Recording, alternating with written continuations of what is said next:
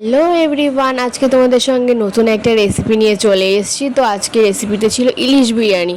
তো কি করে ঘরোয়া পদ্ধতিতে আমরা ইলিশ বিরিয়ানি রান্না করছি সেটাই তোমাদের সঙ্গে শেয়ার করবো। আর খেতে কিন্তু দুর্দান্ত হয়েছিল, তোমরা দেখেই বুঝতে। তো আমি এখানে একটা বাটিতে পেঁয়াজ, লঙ্কা আর রসুন, আদা নিয়ে নিয়েছিলাম। আর আমরা কিন্তু মশলার জন্য দেব জিরে বাটা আর আদা বাটা আর কাঁচা লঙ্কা দিয়ে মশলাটা ভালো করে নেব। আর তারপরে আমরা একটু বেরেস্তা ভেজে নিয়েছিলাম, বেরেস্তা ভাজা হয়েছিল। আর এদিকে দেখো কিন্তু বৃষ্টিও চলে এসছে। ঠান্ডা ঠান্ডা ওয়েদারে কিন্তু বিরিয়ানিটা খেতে দারুণ লাগবে। তারপরেই আমরা মাছগুলো, বেরেস্তা আর আলুটা ভেজে নিয়েছিলাম। তোমরা আলুটা অপশনাল রাখতে পারো, আর বিরিয়ানির সঙ্গে আলুটা না হলে ঠিক জমে না, তার জন্য আলুটা অবশ্যই দিয়েছি আমি। আর এইখানটায় দেখো আমরা যেই মশলাটা করে রেখেছিলাম সেটাই এইখানে দিয়ে ভালো করে কষিয়ে নিতে হবে। যতক্ষণ না লাল লাল হয়ে যাচ্ছে ততক্ষণ ধরে কিন্তু অনেকটা টাইম ধরে কষাতে হবে। এখানটায় আমরা দিয়েছি জিরে বাটা, আদা বাটা আর কাঁচা লঙ্কা বাটা দিয়ে আলুটা দিয়েও একটু কষিয়ে জল দিতে হবে। আর এখানটায় তারপরে মাছটাও আমরা দিয়ে দিয়েছি। আর ওদিকে কিন্তু আমরা রাইসটাও হয়ে গেছে, আমাদের ভাতটাও তৈরি হয়ে গেছে। সেখানটায় আমরা ফার্স্ট লেয়ারে ভাত দিয়ে দিয়েছি, তারপরে কিছুটা পরিমাণ আলু। এখন আমরা বিরিয়ানিতে আলুগুলো পরপর সাজিয়ে দিচ্ছি। এরপরে দিয়ে দেবো ইলিশ মাছগুলো দিয়ে দিলাম। মাছগুলো কিন্তু খুবই আলতোভাবে দিতে হবে যাতে ভেঙে না যায়, তার জন্য এগুলো দেওয়া হয়ে গেলে এরপরে আমরা এর উপরে আবার একটা ভাতের লেয়ার দিয়ে দেবো। তো চলো, তার জন্য কিছুটা পরিমাণ ভাত নিয়ে ওপর দিয়ে আলতোভাবে ছড়িয়ে দেব।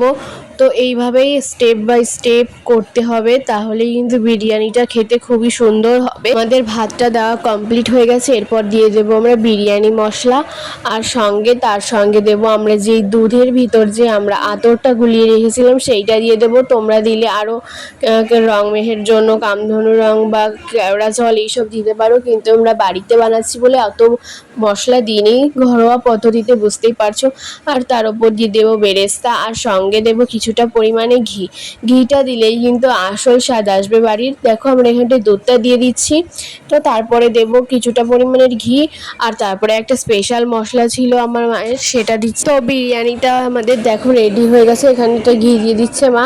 তো তারপরে আমরা 10-15 মিনিটের জন্য হালকা আঁচে দমে বসিয়ে দেব। তারপরে দম থেকে নামিয়ে আমরা কিছুক্ষণ ঢাকা দিয়ে, সঙ্গে সঙ্গেই বিরিয়ানিটা খুলবো না, কিছুক্ষণ ঢাকা দিয়ে রাখার পরে আরও 10 মিনিট গ্যাসটা অফ করে রেখে তারপর আমরা বিরিয়ানিটা নামিয়ে নেব। নামিয়ে নিলেই রেডি আমাদের স্পেশাল ইলিশ বিরিয়ানি। তো খেতে দুর্দান্ত হয়েছিল, তোমরা বাড়িতে অবশ্যই ট্রাই করো। আর আমার চ্যানেলটা সাবস্ক্রাইব করো, ভিডিওটা ভালো লাগলে লাইক, কমেন্ট, শেয়ার করো অবশ্যই। তো আজকের ভিডিওটা এই পর্যন্তই। কেমন লাগলো বাড়িতে বানিয়ে অবশ্যই জানিও কমেন্টে।